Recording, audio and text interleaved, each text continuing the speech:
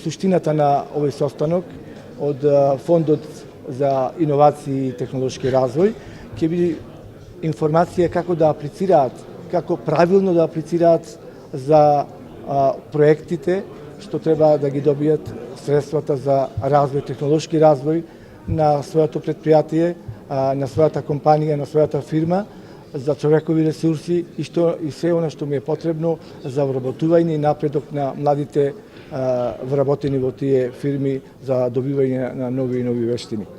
Мислам дека правилна апликација на секој субјект, на секој стопански субјект е условот за добивање на овој грант, како што кажав, 30 до 70% од проектот што ќе биде аплициран до владата на Република Македонија, поточно до третиот столб.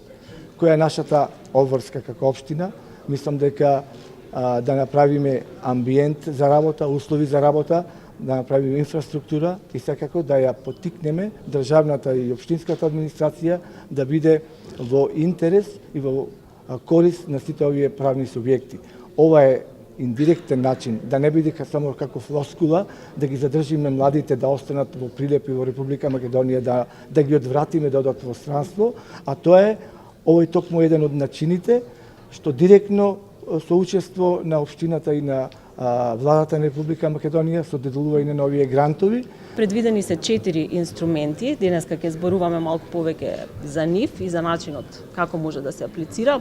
Првиот инструмент е наменет за мали и средни предпријатија кои што имаат тенденција на брз пораст, така наречени газели. Вториот инструмент на поддршка е наменет за микропредпријатија. Третиот е наменет за сите предпријатија, микро, мали и средни, вклучувајќи и големи предпријатија.